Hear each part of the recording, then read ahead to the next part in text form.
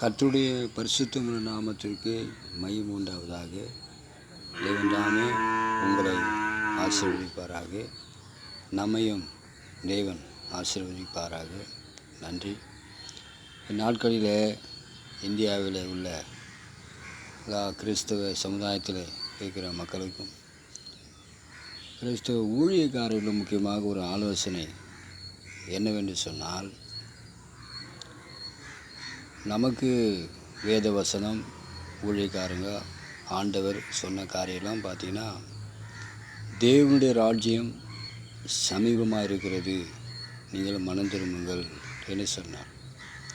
உலக ராஜ்யம் சமீபமாக இருக்குதுன்னு சொல்ல, தேவனுடைய ராஜ்யம் சமீபமாக இருக்கிறது, மனம் திரும்பி அங்கே போங்க அப்படின்னு ஆண்டவர் சொன்னார்.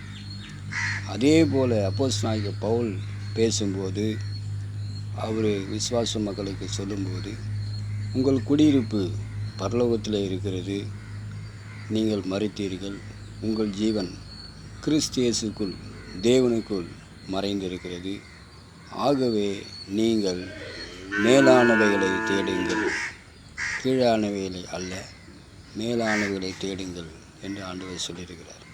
எபேசியர் புஸ்தகம், கலாத்தியர் புஸ்தகம், ரோமர் புஸ்தகம் இதெல்லாம் இருக்குது. கர்த்தருக்கு ஸ்தோத்திரம். ஏன் இதை சொல்லுகிறேன் என்று கேட்டால், கர்த்தருக்கு மகிமை உண்டாவதாக. இன்றைக்கி நாட்களில் தமிழ்நாட்டில் பொறுத்த வரைக்கும் பார்க்கின்ற பொழுது, இந்த ஜனவரி மாதம் பிறந்த பிறகு எல்லா விசுவாசிகளுக்கும் ஊழியக்காரங்க தேர்தலுக்காக ஜெபம் பண்ணுங்க, ஊழியக்கார மீட்டிங்கில் போனால் தேர்தலுக்காக ஜெபம் பண்ணுங்க, தேசத்துக்காக ஜெபம் பண்ணுங்க. இது உலக பிரகாரமான காரியம். தேசத்தில் இருந்து நாட்டில் இருந்து நம்மளை வெளியே அனுப்பின பிறகு கஷ்டப்பட்டு அரசாங்கம் நம்மளை சரியாக மதிக்கலை, நமக்கு சரியாக நம்மளை கவனிக்கலை, நமக்கு அரசாங்கம் சரியாக ஒத்துழைக்கலை.